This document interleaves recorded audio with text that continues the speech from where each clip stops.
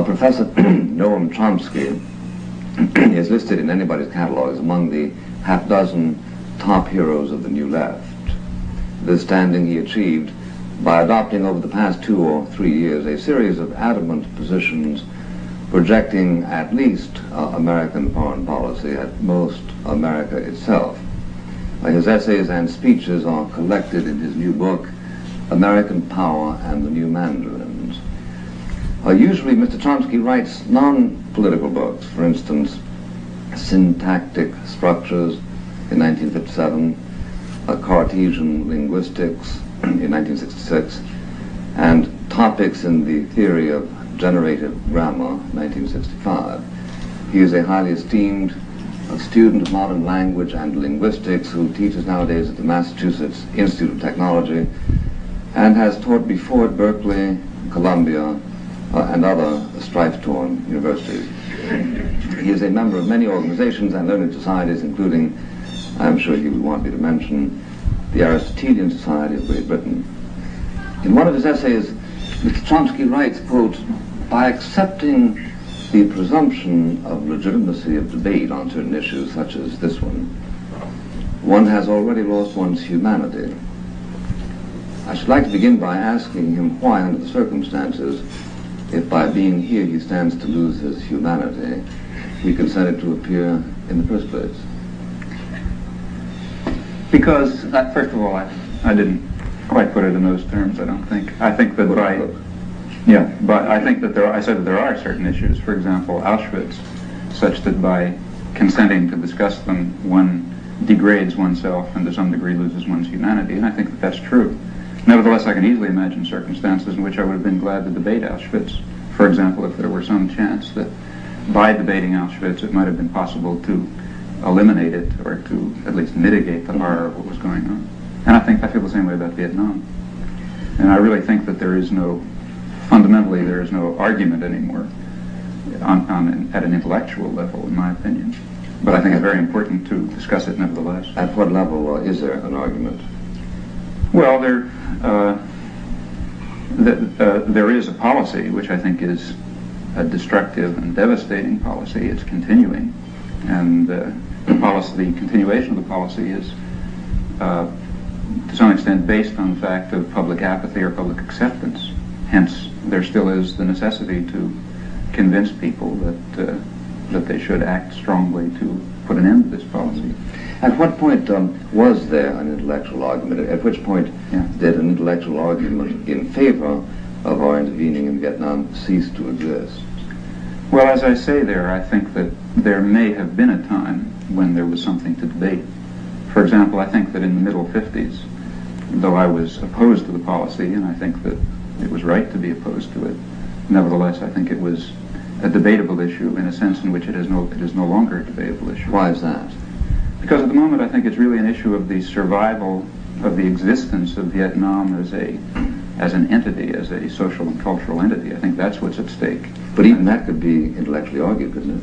Well, in the same sense in which Auschwitz could be intellectually argued. No, I mean in a different sense. No, I think in the same sense. In fact, don't forget there were people who argued in favor of Auschwitz and gave... No, I haven't gotten that at all. I hadn't had any such on this program, nor do I intend to.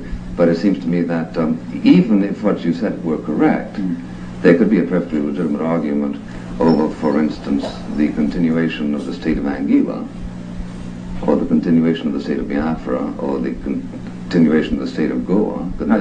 I didn't talk about the existence of the state. I talked about the existence of the society as a social and cultural entity. I think that's what's at stake.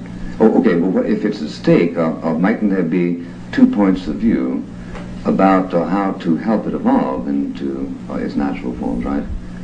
Oh, there are many different points of view. I think they're very legitimate. They're very legitimate. They're very legitimate issues that can be argued as to how the United States ought to most efficaciously put an end to its destructive actions in Vietnam. There are many different alternatives that might be thought about. Yes, but one way, of course, to put an end to America's necessary intervention is to conclude the war successfully. That's a way. Yeah, right? One possible way is by destroying Vietnam, which I think is probably the most likely outcome. Yeah. Well, now, for instance, one way in which we put an end to the Nazi occupation of France is by destroying Nazi Germany, correct?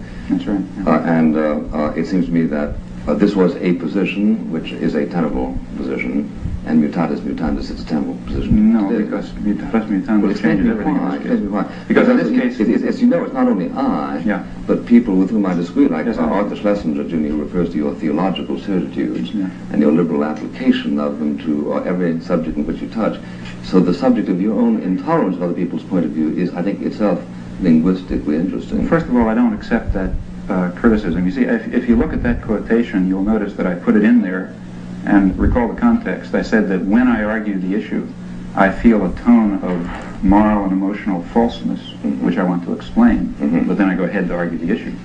So that's a side remark intended to explain my own feeling of emotional and moral falseness, which is real. I do feel it. But nevertheless, I then go ahead for 300 pages or so to discuss this and related issues. Yeah, so I don't really believe that it's fair to say that I'm not willing to tolerate other positions. The trouble is, you don't end the book by saying I'm kind of odd in feeling this. You say everybody is odd who doesn't agree with me, right? No, I don't think so. Do I say that? This is certainly the burden of your book. I wasn't aware of that. Yeah. I mean, I think that I've given an argument. Well, maybe this is a universal difficulty you're having, not being aware of certain people's reading of your position. Well, then let me say, I think for example, I think I take a very qualified and temperate position on many, many issues in this book. For example, take the issue of the background of the Second World War, which I spent a lot of time on. If you notice, I end up with a statement saying that I don't see any way to give a clear, sharp resolution, clear, sharp answer to the question what we should have done in such and such circumstances. I discuss someone who did take a very strong and I think very honorable position, namely A.J. Musty, and I say that I wish I could answer the question for myself whether I feel that I would have taken or would have rejected that position, but I don't see any way to do it because the issue is mixed. On many issues, I feel that way. On the other hand, see, when the issue is when the issue is, let's say, 3 million tons of bombs dropped on Vietnam, I don't feel that way anymore. Nevertheless, I'm still perfectly willing to argue the issue calmly, quietly. As you would have, say, the dropping of the bombs in Dresden. Exactly, or the atom bomb. See, I would have been willing to argue the dropping the atom bomb, though I do feel that it's a war crime. Sure, but I do think that you put some people at a disadvantage by your a priori assertion that any position that disagrees with your own is intellectually barren. Well, I didn't mean that, really. Let me explain. Maybe it didn't come across, but what I meant was something else. I wanted to honestly state my own emotional and my own feeling about entering into a debate over this issue. Portnoy-wise? No, I think that the point is that I think it's only fair to an audience of readers to say this is the way I approach the issue, and you read me on the basis of this understanding the best I can give as to the way I'm approaching this issue. And it's perfectly true that when I do, if you notice what I say is that increasingly over the years in discussing this issue, I felt this feeling of emotional and moral falseness. And I think it would only be honest to express it. Sure. Then to go ahead with the discussion. Oh, quite so. But you also say that you hate yourself for not having come to that position earlier. Yeah, I do. I think that was a very great mistake. Well, I hope to give you a little solace. But the reason I do raise this, and I rejoice in your disposition to argue the Vietnam question, especially when I recognize what an act of self-control this must involve. It does. Sure. It really does. I mean, I think that this is the kind of issue where sometimes I lose my temper. Maybe not. Maybe not tonight. Because if you would, I'd smash in the goddamn table. You say in your reason for not losing my temper. You say the war is simply an obscenity, a depraved act by weak and miserable men. Including all of us. Including myself. Well, including that's the next sentence. Same sentence. Sure, because you count everybody in the company of the guilty. I think that's true in this case. Yeah, but see, one of the points I was trying... This is a sense of theological observation, isn't it? No, I don't think so. Because as somebody points out, if everybody's guilty of everything, then nobody's guilty of anything. No, I don't believe that. See, I think the point that I'm trying to make, and I think ought to be made, is that the real, at least to me, I say this elsewhere in the book, what seems to me a very, in a sense, terrifying aspect of our society and other societies is the equanimity and the detachment with which sane, reasonable, sensible people can observe such events. I think that's more terrifying than the occasional Hitler or LeMay or other that crops up.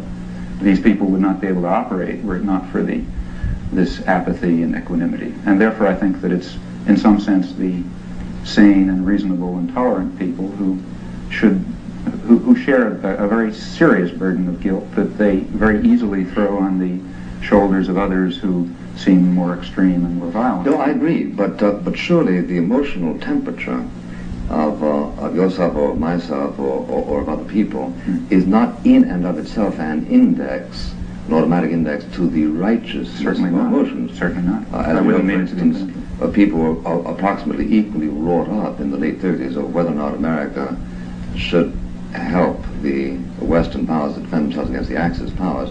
And I think it is incorrect to suppose that people of either side were necessarily right simply because they were exercised. Oh, I'd agree with that totally. Yeah. There's no connection whatsoever between degree of emotion and degree of correctness. But as you understand the existing situation, it ought to be, in your judgment, a transparently evil thing that we are engaged in, and you are derivatively concerned because there isn't. Because there is not a shared sense of indignation like your own. Now, I don't say that I am right because I am indignant. Rather, I say that I think in this case I am right to be indignant, which is different. I have to prove that. You are right to be indignant if you are right. That's right, and that has to be demonstrated. That's why that has to be demonstrated. Which is why dozens of pages of argument about it, which may or may not convince people, convinces me. Yeah. Sure. But I agree. Well, let me then, excuse me, did I interrupt you? No.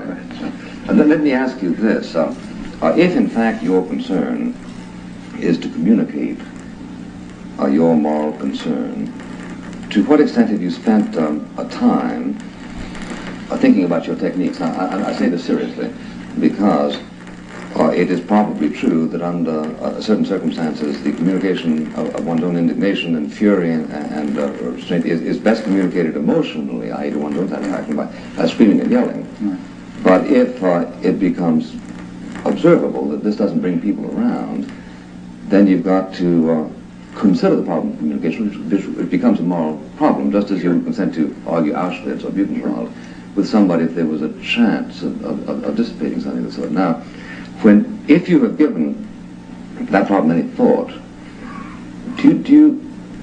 how come that you end up saying, as you do in your book, that Senator Mike Mansfield is, quote, the kind of man who is the terror of our age?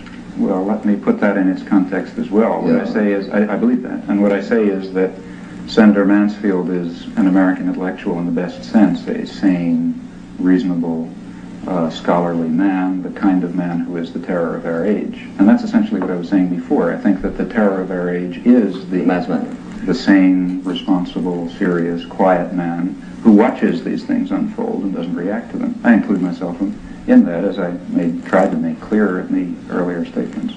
Well, if, put it this way, your counsel is surely a counsel of despair if, on the one hand, you accost us with your own relative moral superiority, and yet end up despising yourself, appealing to scrupulosity for your own shortcomings. I mean, this makes things pretty.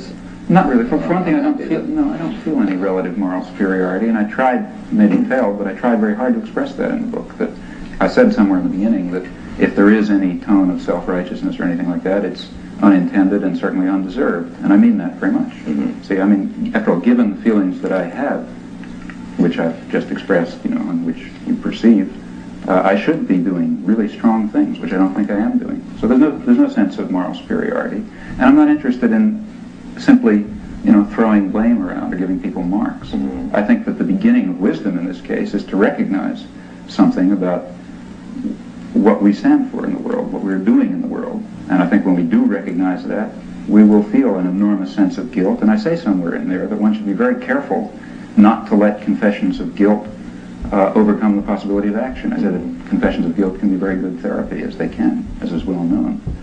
They're also very good preventative to action. And I think one should be very wary of that. In fact, I remember... I think we should. I have some remarks. I think that your formulation of it is at least saintly, but it still is a dislocating, at least, to people who fancy themselves as spending an equal amount of time attempting to refine their whole apparatus of moral discrimination and who come up with conclusions directly at variance with your own. Now, the reason I haven't asked you at this moment to say, why are we in Vietnam and such and so forth is because we've been all arguing about this for 4, 5, 6 years, and the chances of our coming up with anything, especially new, are small. Right. Yeah. There's one of the respects in which I think it is sort of an unarguable issue. Now, the issues have just, one has been over them over and over. Yeah, but there are perhaps certain aspects of the quarrel in Vietnam that touch especially on your thesis and your concern and the whole nature of it. And that is the suspicion that some people have of a double standard of selective indignation. For instance, you refer to the heroic Vietnamese resistance to American power. I think it's absolutely heroic. Yeah, sure. Amazing. Now, I understand enough about language to understand the use of heroism in that way. If you notice, there are a few lines below I say, or above I say something about quite apart from any question of politics. That's right. That's right. Yeah. Right. Now, suppose I were to write about the heroic resistance of the Nazis to the Liberation Army, for instance, their use of torture, the use of mass reprisals. I don't consider that heroic. Well, why is that heroic? I mean, that means that they were doing everything they possibly could. No, I don't think that heroism doesn't. Well, then I think we do disagree on the use of language. But I don't think that reprisals against. We do know that Viet Cong have used fire weapons to destroy whole villages, children, that they have disemboweled mayors and so on and so forth and hung them up and all that kind of stuff. Now, this is heroic. No, that is not. Oh. That's depraved. That's depraved, in my opinion. So but that's very, very marginal. Well, why is it marginal? In fact, it's marginal. That's a question of fact. It's a question of fact, in fact, this is quite. I think there's perfect unanimity about this in the people who've studied it. For example, if you look at someone like, say, Douglas Pike, the American Foreign Service agent, as the chief expert on the Viet Cong, and read his book carefully, you discover that he points out that it was in response to the American military effort that the Viet Cong turned from their attempt to build mass popular support by through the organizational methods that involve giving people an actual role in organizing and controlling their own society and institutions. They turned from that to physical force in reaction to the American intervention. And in fact, I have many examples of this quoted in the book from aid documents, let's say, or from pacification manuals, where people point out. By the same token, you can say that the Nazis turned to torture in France in reaction to Eisenhower's landing in Normandy.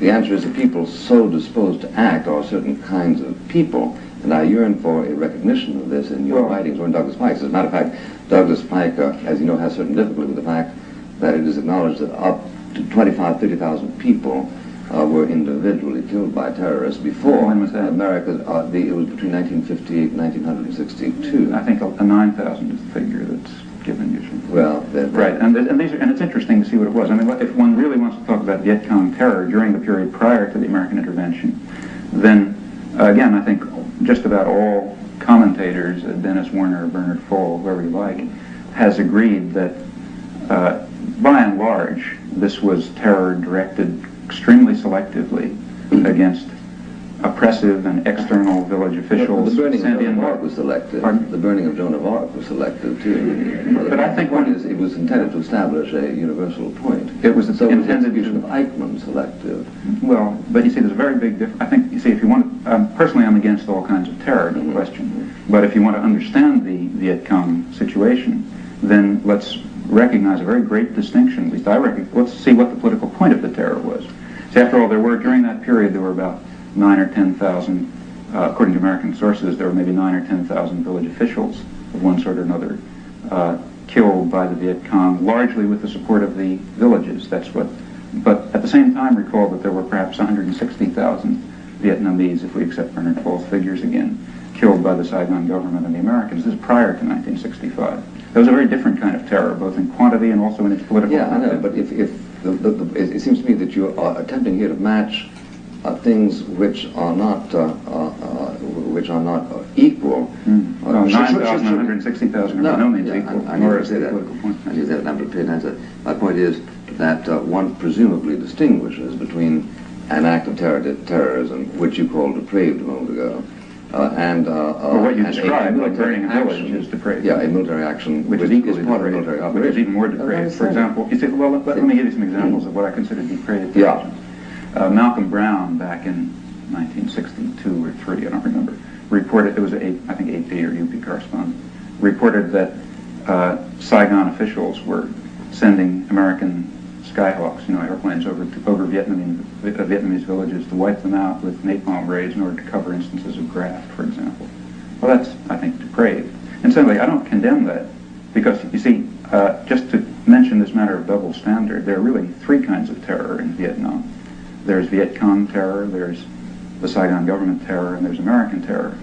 And if you read what I've written, I say practically nothing about either Viet Cong terror or terror carried out by the Saigon government. Now, if one wanted to talk about that, one would have to point out that the terror carried out by the Saigon government is incredibly greater in extent and has a very different political purpose, which one could discuss.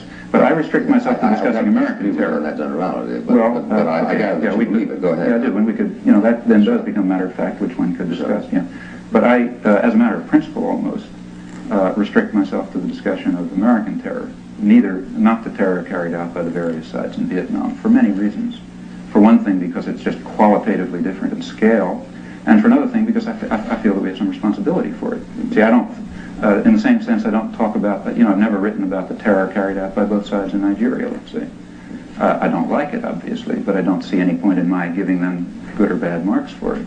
On the other hand, if we were carrying out the terror, I would very definitely write about it. And I think, so there's no double standard as far as I can see. At least, let's say I have a standard in mind, one may or may not accept it. We will explore that. Okay.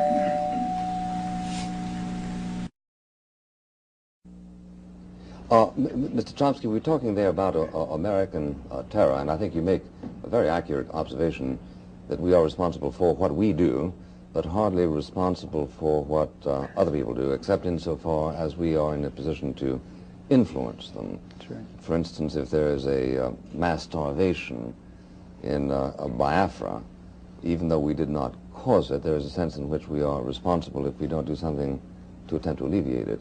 Right. Now, by the same token, if we are prepared to agree that it is not always easy to taxonomize military action into that which is terroristic and that which is purely a military operation, we are left with doubts, for instance, about the bombing of Germany in 1942, 43, 44. Mm-hmm. You might contend that this was terroristic and unnecessary, and you might be right, although you're not a military expert, neither am I. But I think there's a point to that. Yeah, but I do judge that even if we all agree that what we did in Dresden was inexcusable, as a moral question, it's got to be understood in context of what was it that brought us to Dresden in the first instance. Absolutely. And what brought us to South Vietnam in the first instance, in my judgment, was clearly an uninterested, or I should say disinterested, concern for the stability and possibilities of a region of the world. What period do you feel that we had this disinterested relationship to Vietnam? Right now. No, at what period did we have it? Did it begin? Let's say 1951, for example, when the State Department bulletin points out that we must help the French reconquer their former colony, and we must eradicate all Vietnamese resistance down to its last roots in order to reestablish the French in power. Was that disinterested? To increase my vulnerability, I wish we had helped the French. We did. We supported them. Not sufficiently. Well, but there's no point in helping somebody insufficiently. It was hardly disinterested when we attempted, as with tremendous support, in fact, to reinstate French imperialism in South Vietnam. Now, it was disinterested in this sense, and I think this is an important distinction which you do touch on in your book. It's a disinterested act if my attempt to help, or your attempt to help a particular nation, is in order to spare you the possibility of a great ordeal in the future, which will harm you, your family, your children, your republic. And in that sense, Nazi Germany was also disinterested. Yeah, after all, Nazi Germany was conquering Eastern Europe only in order to advance the values of Christian spiritual civilization and to restore the Slavs to their rightful home and so on and so forth. Totally disinterested. Look, I follow you. But if you want me to pursue that digression, I will. Okay. But let's suspend it for a moment. Okay. I'm distinguishing that kind of disinterestedness between the kind of... But that's not a kind of disinterestedness. You see, that's something which includes as a special case every case of military aggression and colonialism in history. It's all disinterested in your sense.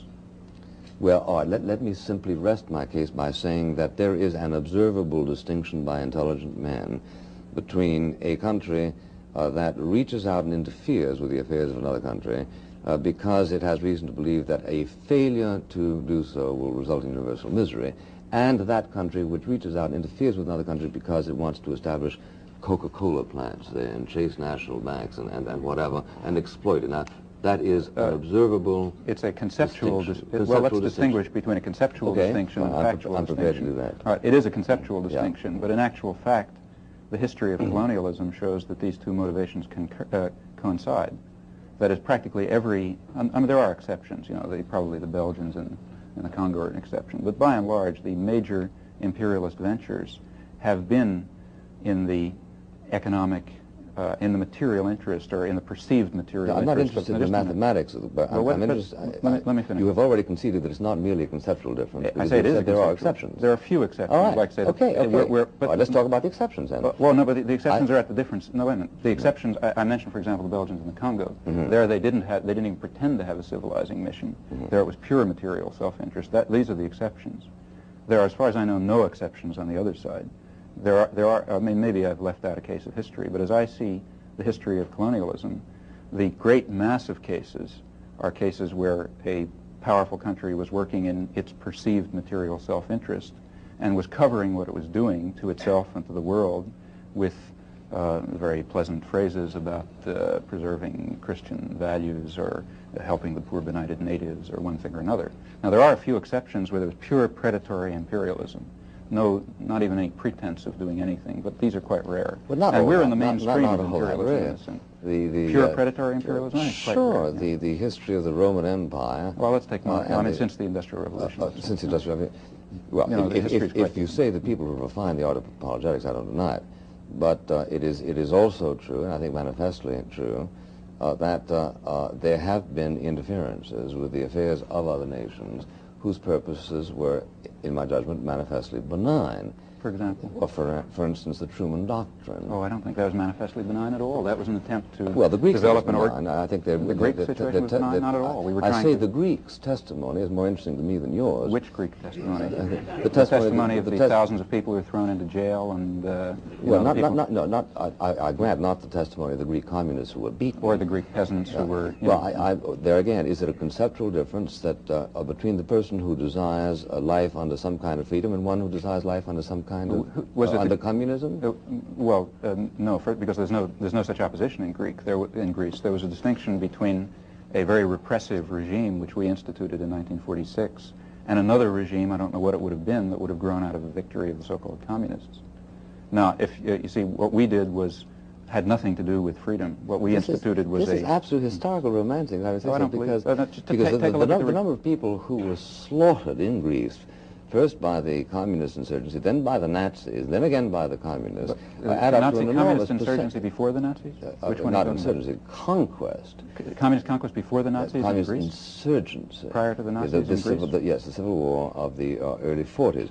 My point is that the Greeks... your history is quite confused. No, that's not bad at all. No, it isn't there was no communist insurgency prior to the Nazis. There were communist resistance bands that fought against the Nazis. This is a matter of nomenclature. The point is that the 40-year-old or the 45-year-old Greek has fought 3 times in certain ventures, in one of which they acknowledged that we bailed them out. Who is they? The rulers of Greece acknowledge that. No, also the people. Oh, I'm quite unaware of that. I'm quite unaware that the people of Greece have spoken on this issue. Even Papandreou, you like him, I assume, because he hates us. No, not at all. Not at all. George Papandreou was one of the people who was... I'm talking about Andrea, which makes it even... As Andreas Papandreou... both on record as being grateful to President Truman for his intervention in that part of the world in 1947. In that case, I disagree with him on that issue. I mean, I really think we had no right to intervene in Greece in 1947. No, now we're talking about rights, and which gets us away from the discussion. All right, let's talk about Let's talk about whether we did it whether or not there is such a thing as relatively disinterested international interference. And it seems to me that America's record is rather good. We went through an imperialist phase, but we pulled out of it faster than any country in the history of civilization. I think we're very deep. Why did we pull out of the Philippines, for instance? We pulled out of the Philippines because it became a bad investment.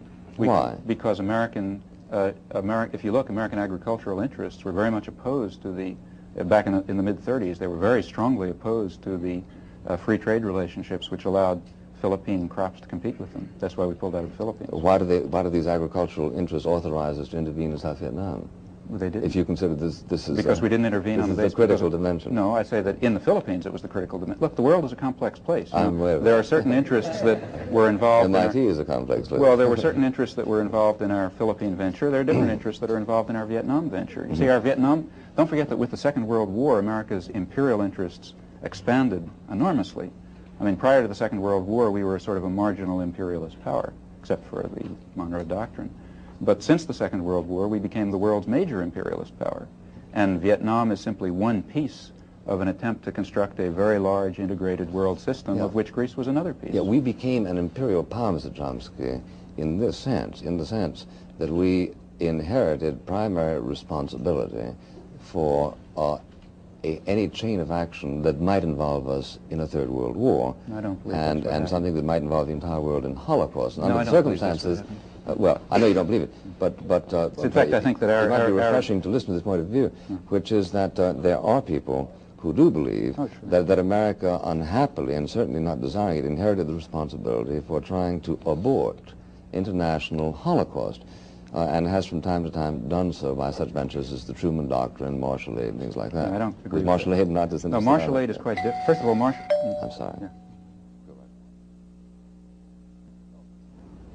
I interrupted you, I'm sorry. Yeah. Well, first of all, you've now mentioned martial aid for the first time, and martial plan aid has to be distinguished quite sharply from the Truman Doctrine. Why? Why? Because the Truman Doctrine was a doctrine of military intervention, and the Marshall Plan was our first attempt at a major aid program. But you do understand that sometimes a soldier can be as useful as a bushel of wheat, don't you? Now look, nevertheless, if we're going to be at all clear about the American role, we're certainly going to distinguish between military intervention and economic intervention. They're very different in the way they function. Now, the fact of the matter is that neither was disinterested in your sense, I don't think, but they're very different in the impact that they had. The Truman Doctrine, I think, was a disastrous venture. I think the Marshall Plan was our first attempt at a major aid program. But you do understand that sometimes a soldier can be as useful as a bushel of wheat, don't you? Now look, nevertheless, if we're going to be at all clear about the American role, we're certainly going to distinguish between military intervention and economic intervention. They're very different in the way they function. Now, the fact of the matter is that neither was disinterested in your sense, I don't think, but they're very different in the impact that they had. The Truman Doctrine, I think, was a disastrous venture. I think the Marshall Plan was arguable. I mean, one understood what how do you for, explain the schizophrenia? I don't agree with it. How do you explain the schizophrenia of a public which willed both more or less simultaneously? On the one hand, you say that the public is incapable of acting disinterestedly. The public didn't will either. Well, the government, all right, the government. Because both were... But the government backed by the public, how's that? How do you explain that the same government on Monday did the Truman Doctrine, which you consider simply sort of being a projection of the evil impulses of the government, and on Tuesday did something which you consider to be very good? What happened to the government between Monday and Tuesday? First of all, I didn't say I considered it to be very good. I said it's rather different, and one has to bring different standards to bear in evaluating it. Why is it different? Let me give you an example. Suppose you're a farmer. Because there's a difference between receiving... And you need agriculture. You need fertilizer, so you apply to me for fertilizer. But just before I get it to you, somebody comes up with a bayonet and is about to make it impossible for you to continue farming. Now, in that particular instance, is there a strategic difference between my giving you the fertilizer and my giving the soldier who routes? That's not. So you're talking about the dream world. The real world is one, because the real world is one in which the alternatives were coming with a bayonet, which is on an American rifle held by an American-backed Greek soldier, and the alternative to that was giving the kind of aid which was used, in fact, to construct the kind of society in Western Europe that we wanted to see developed there. Now, these are two very different things. It's a very different thing to introduce, to run for the Greek army a counterinsurgency program with military support and many military men involved. That's one kind of thing, one sort of repression imposed on the Greek population through American intervention. One might argue whether it's right or wrong, but that's to be very sharply distinguished. Why do you say imposed? Why do you say imposed? Is it because your presumption here... My presumption is that your presumption here is that the Greeks would like the kind of regime which resulted... My assumption is that all intervention is imposed by any country. That is, you see, I believe that quite generally... Did we impose on the French when we liberated them from the Nazis? Was that an imposition? We didn't conquer France. We moved the Germans out of it. Just from an outside invading force. We invaded But we France. didn't conquer it from its own people. See, in Greece, we were trying to conquer it from its own people. But there you're willing to credit the anti-Nazis as their own people, but you're not in Greece willing to credit the anti-communists as their own people. The German army was there. There was no outside army in Greece other than ours. Look, there are modalities of outside intervention. But look, there's a very sharp difference between... just a minute, there's a very sharp difference Laval was not a Nazi. But Laval wouldn't have lasted for 5 minutes without the German army. And nor would Makarios have lasted for 5 minutes without the help of Russian aid. But wait a minute. In fact, as you know, when Stalin got tired of Makarios, he pulled out. But look, now let's be careful again. I mean, there's a difference between... First of all, I'm opposed to military aid to other countries, whether by us or by the Soviet Union. Well, let's come back to that because it's a more important thing. And that is that I'm even far more opposed to the imposition of regimes by foreign troops. Now, in the case of Germany, let's say, in the case of France, the Pétain Laval government, the Vichy government, was supported by German troops. Had the German... they weren't throughout the country necessarily, because there was certainly indigenous support, but there's no question that if German military force had been withdrawn to the other side of the Rhine, then there would have been an overthrow of the Vichy government, and France would have had some different form of government. Now, in that case, our invasion of France was, whether one likes it or not, was in reaction to an occupying external force. It's just pure confusion to identify that with the case of Greece when we were trying to liberate, we were trying to select the kind of society that Greece would have, and we were trying to save the rulers that we had designated as appropriate from their own population. There were no outside forces. But don't you realize that in your book, and that's why you're not willing to be consistent in carrying out this argument, you're constantly talking about our satellizing of places like Cuba and the Dominican Republic and so on and so forth, and yet we never occupied them in the sense in which you're talking about. Well, we never occupied the Dominican Republic. We sent 25,000 troops there in 1965 in an occupation. No, I'm talking about I'm talking well, about... the American Marines were in there dozens of times since 1900. I think you're being evasive, and I don't think you want to be. No, Let me ask you this. Is it possible... It's not evasive at all. Is it possible... we just simply repeatedly sent troops to Is it possible... Nicaragua, the Dominican Republic, Cuba, etc., etc. Is it possible to satellize a nation without having an occupying army there? Yes, it is. All right, then there goes your tedious French explanation. Oh, not at all, because that doesn't happen to be the... You see, we're talking about a real situation. Yeah. We could talk about some ideal situation and, have an academic discussion about it. I'm saying, therefore, it is possible for North Vietnam to satellize South Vietnam, presumably, without even it's logically occupying it militarily in a formal sense. But it didn't happen, though.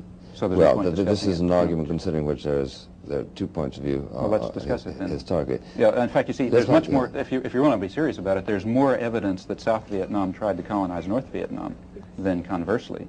In fact, South Vietnamese commandos were going, military forces, regular military forces, were going north considerably earlier than the time when we even proclaimed that the infiltration began from north to south. Did they bump into the refugees coming south? The refugees were coming south were going in both directions, in fact, in 1954-55, and at least according to Bernard Fall, the commandos began going north in 56 or 57. The first claimed infiltration from the north was in 59, and that was South Vietnamese coming south. So if one wants to talk about, again, the real world, the first motion the trouble is, your difficulty, Mr. Chomsky, is, in my judgment, you never know where neatly to begin your historical well, you choose sequence. The point of beginning. Well, the point really is that if you're starting to say that 1959 was a provocation because there were... No, it wasn't a provocation. Southerns going north. I say, well, but how about the people who were going from north to south who were talking about the misery that had been brought about Ho Chi Minh and so forth? When was that? Well, which people are you talking about? I don't know. Well, I'm talking about Vietnamese, north and south. Your trouble, I think, is neatly captured in the remark made recently by Czechoslovakia, that Czechoslovakia is, after all, the most neutralist country in the world, since it declines to interfere even with its own internal affairs. I'm afraid I don't see the relevance.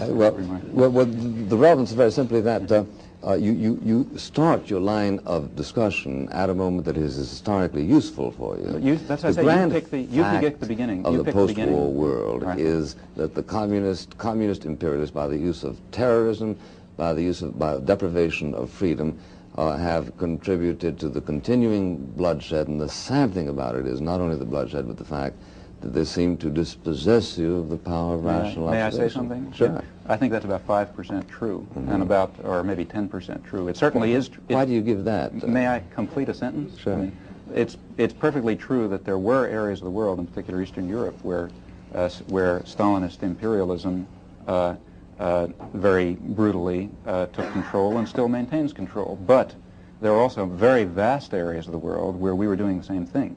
And there's quite an interplay in the Cold War. You see, what you just described is I believe, a mythology about the Cold War, which might have been tenable 10 years ago, but which is quite inconsistent with contemporary scholarship. Ask a Czech.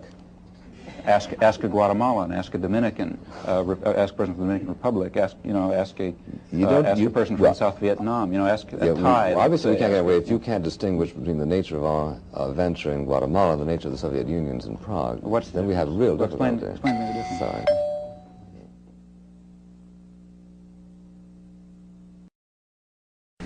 Mr. Greenfield. Mr. Chomsky, you state in one of the essays in your book, the unpleasant fact is that if one wishes to pursue the Munich analogy, there is only one plausible candidate for the role of Hitler, and by that you mean the United States.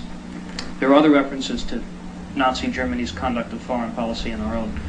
And you also less emphatically suggest that a lot of the internal policies of the United States government have left millions of its own citizens hungry or exploited. If this is the fact, that is to say, if the nature of our society is functionally indistinguishable in this respect from Nazi Germany, then doesn't that legitimate any tactic that one wishes to use in opposition? Well, I certainly don't believe that your assumption. That is, I don't believe, and I don't think I ever say that our society is functionally indistinguishable from Nazi Germany. No, that's what I say is that if one wants to pursue... I want to zero in. Yeah. So if I by would blowing disagree up a with you. troop train, we prevent 5,000 American soldiers from going to Vietnam to participate in what you do explicitly Yes. call a criminal war, Right. isn't that a moral act? Oh, I think that, yes, it would be. If sabotage would, in fact, contribute to ending the war, I would be in favor of sabotage. So- and let me give you some concrete So that's examples. a tactical decision, not a Tactical moral. decision. In fact, I'll give you some examples. What the Berrigans have done, for example, at Catonsville and Milwaukee, I think is very heroic and, in fact, saintly. But that is not killing American soldiers. Oh, no, I'm not. Well, you were talking about sabotage. You're talking about blowing up a American troop train. I would assume there'll be loss of life. I'm sorry, I thought you meant, let's say, stop preventing a train from going. No, I mean blowing up. I mean sabotage, assassination. What all the heroes in America. I would first of all make a sharp distinction, as for example the Berrigans did, between attacks on property and attacks on people. That's what I want to know. Fundamental distinction. But then, you see, if one raises the question about attacks on people, then I think there are very tricky issues. See, I can concede, I would have been against assassinating Hitler, for example, because I'm against murder. But if I believe that assassination of Hitler would have really contributed to the ending Right. the war, I think one could have given an argument. Now, if it were true, Lyndon Johnson? and that would pertain to Lyndon Johnson. But in neither case, incidentally, do I think that it Yeah, practically would have. And Ms. Hockman. I would like to ask Mr. Buckley what he thinks the motives of the people who are in favor of the war in Vietnam are. Putting it very simply, how can we possibly hope to help universal misery when we are so miserable here? Well, I think we're less miserable here. I mean, you may not be a happy young lady, but I'm sure you're not as miserable as you would be if, for instance, you didn't have a free press, if you weren't able to write such poetry as you wanted to write, you couldn't join a labor union, if you couldn't express yourself as you liked, if the mayor of your town might be disemboweled tomorrow. I think that there are observable differences between what freedom you have here, or put it this way, between your misery and theirs. if you wouldn't have saturation bombing take Well, place in your I want to disagree with you for the moment, because I think that there is a certain condition, a human condition, the condition of guilt, which Mr. Chomsky speaks about, and which for me is the most interesting point of his argument. The guilt that we feel here, which in a way may keep people from writing poetry or from writing anything that they think, because they're absolutely stifled by the climate of guilt. Get on the bestseller list. Excuse me? They manage to write their complaints. But I know of Get on many the people bestseller who are list. not writing now because of the war in Vietnam, who are not functioning because of their guilt. Well, it's not an aspect of my responsibility for foreign policy to encourage you to externalize your complaints. But if you want to, there are any number of book publishers, magazine publishers, and radio stations, television stations who are glad to hear them out, which I think is qualitatively different from what exists, for instance, in North Vietnam. What's that? Or Greece, not for quite example, so much. or Brazil, or a dozen other countries. A little bit less so, sure. Less so? I think it's true. No, it's not true. And publishing No, wait a is the minute, I'll tell only you what's true. motive. What's true is that a nation at war does not have the same amount of liberties as a nation at peace. Abraham Lincoln suspended the right to habeas corpus, and the oldest parliament in the history of the world didn't have an election for 11 years during Yes, the day you know, of if war. you compare the state of freedom in North and South Vietnam prior to the war, as some people have done, like Joseph Buttinger, I'm afraid it doesn't come out the way you like. Well, I think it does come out the way. Not by the evidence that's been As the presented. refugees or number of the refugees who left North Vietnam, compare them with those who left South Vietnam. That's a very different issue. What I was talking about is the right of free expression in North and South Vietnam. I mean, take a look, for example, at Buttinger's analysis, where he runs through cases. Quite apart from that, take a look at, for example, again, pick your authority. I mean, let it be Bernard Fall, let it be almost anyone you like. See, there's a great amount of village democracy which was instituted in North Vietnam, and in fact has also been instituted in the Analat-dominated areas of South Vietnam, which is something qualitatively different than anything that has existed in Asian societies before. And this exists simultaneously with, let me be quite clear, this exists simultaneously with a good deal of repression and certainly not civil liberties of the sort that we're used to. Chomsky, one of the most libertarian constitutions in the history of the world was written by the Soviet Union. I'm not talking about constitutions. I'm talking My about point is, what kind of freedom is experienced by somebody in North Vietnam? The answer is that the freedom is perpetually insecure. Oh, well, you don't know for that. reasons. You see, I when know you that Ho Chi Minh himself has wept over the occasional necessity to kill 40, 50,000 of his own. Not the necessity, the occasional fact. But just one moment. What I was talking, very not only sarcastic but also wrong. And you see, it's very important to recognize, if you want to understand what communism means in Southeast Asia, to realize that along with many authoritarian and repressive practices, which I certainly don't condone, there is on the side a great deal of democratization. There's been a liberation of energies and involvement. Utter nonsense, if I may say so. I don't think you're right. After all, the great paradigm of Red China, in which the AFL-CIO itself concedes to something in the neighborhood of 20 million victims on that particular. I'm quoting them. Or perhaps I didn't ask you whether that was correct. The AFL-CIO They did have a commission out there. No one has claimed the million people killed through Chinese communist purges. Absolutely no one. Well, no one serious, at least. It was published in the New Leader. Fine. Which the New Leader, yes, of course, the New Leader might. I mean, but I'm talking about CIA plant. Well, I said no one serious has. Take a look at the China Journal. Take a look at China Quarterly. I consider this. But you see, I think you're missing the point, really, and I think it's an important point. See, I think in looking at China, one has to recognize a great deal of repressive practice, a great deal of authoritarianism, and one also has to recognize a great deal of spontaneous democratic structure of a sort which never existed in Asia before, and if you want to know the truth, to some extent doesn't even exist in our society. Now, these things exist side by side. If you read A Day in the Life of Ivan Denisovich, you find out that there's an extraordinary democratic structure even inside concentration camps. But it seems to me that it's almost profane to make this observation. I think it's profane to make that analogy, because I'm talking about true democracy in which the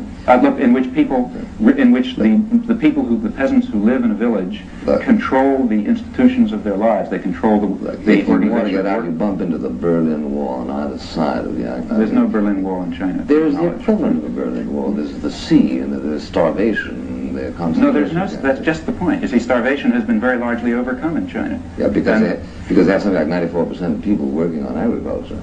But I think Mr. Doxey has a question for you. They also haven't had 2 bumper crops in the last 3 years. Professor Chomsky, when you say, as you said about 30 minutes ago, that there was a relativity of truth between nations, would you classify... Relativity of truth? I don't know. Relativity of truth, you said, in the international scene. I don't understand the comment. If I said it, I don't know what it means. Well, would you call yourself a political... Would you call yourself a political relativist? I don't understand the concept. Well, put it this way. Do you believe in the natural law and transcendental truth, let's say, fixing social unit? I think that there's something to the doctrine of natural law, but I think that that's much more abstract than anything we've been discussing here. Well, but wouldn't that then justify the use of terror in, let's say, stopping a tenet of the natural law from being broken, or stopping, let's say, the ends from... Let's bring it down to earth. I see, I'm of course opposed to terror, any rational person is, but I think that if we're serious about the question of terror, if we're serious about the question of violence, we have to recognize that it is a tactical and hence moral matter. Incidentally, tactical issues are basically moral issues. They have to do with human consequences, and if we're interested in, let's say, diminishing the amount of violence in the world, it's at least arguable, and perhaps even sometimes true, that a terroristic act does diminish the amount of violence in the world. Hence, a person who is opposed to violence will not be opposed to that terroristic act. Exactly the same thing. That's right. Yeah. Now, And he happens to be wrong in the case in which he applies it. You see, these principles tell you very little about real cases. But that's I must say, it's the one thing that bothers me more about what you've been saying than the way you write.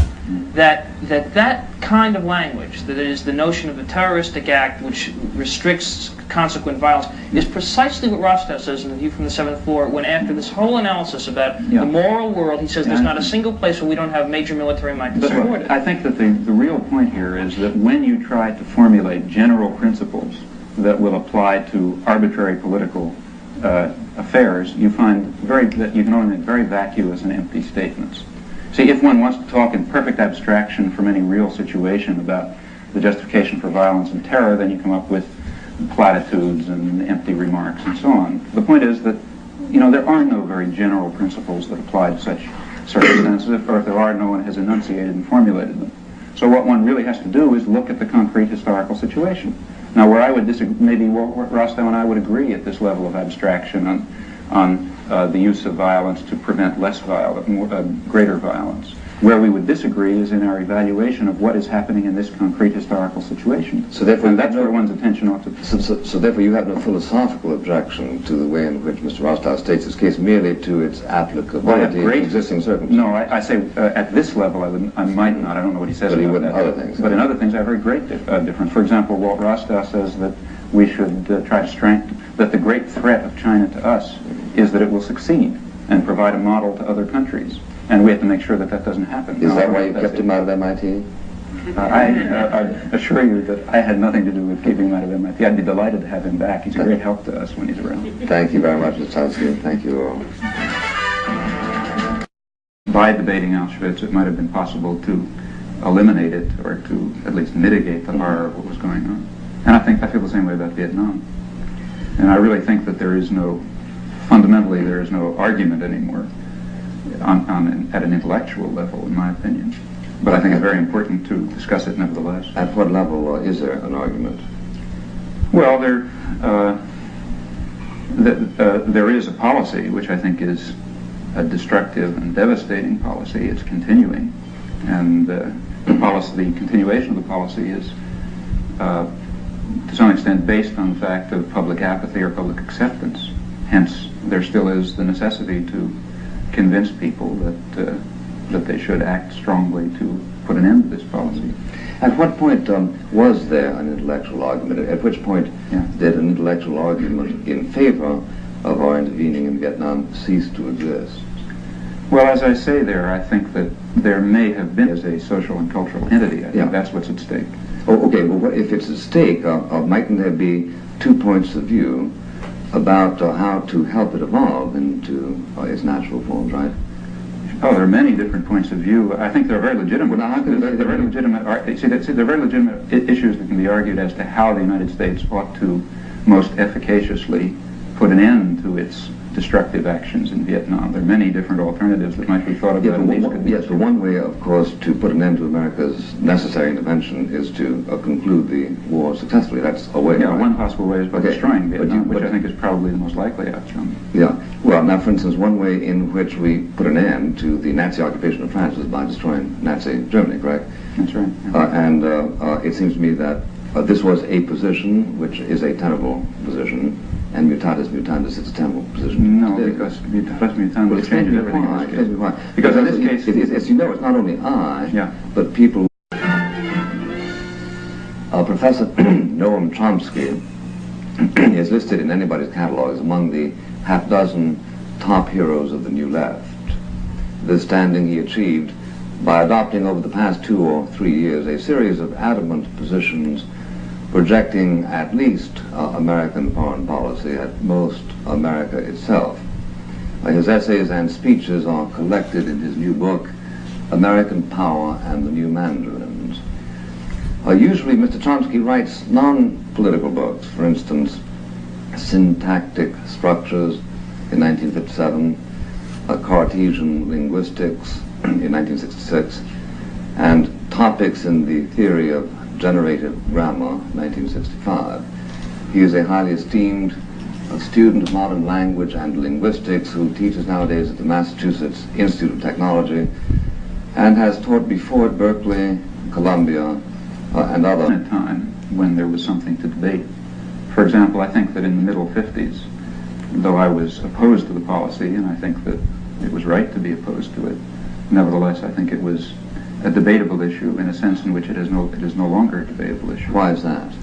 Because at the moment, I think it's really an issue of the survival of the existence of Vietnam as an entity, as a social and cultural entity. I think that's what's at stake. But even that could be intellectually argued, couldn't it? Well, in the same sense in which Auschwitz could be intellectually No, argued. I mean in a different sense. No, I think in the same sense. In fact, don't forget there were people who argued in favor of Auschwitz and gave... No, I haven't gotten that at all. I hadn't had any such on this program, nor do I intend to. But it seems to me that even if what you said were correct, there could be a perfectly legitimate argument over, for instance, the continuation of the state of Anguilla, or the continuation of the state of Biafra, or the continuation of the state of Goa. I didn't talk about the existence of the state. I talked about the existence of the society. A strife-torn university. He is a member of many organizations and learned societies, including, I'm sure you would want me to mention, the Aristotelian Society of Great Britain. In one of his essays, Mr. Chomsky writes, quote, "By accepting the presumption of legitimacy of debate on certain issues, such as this one has already lost one's humanity."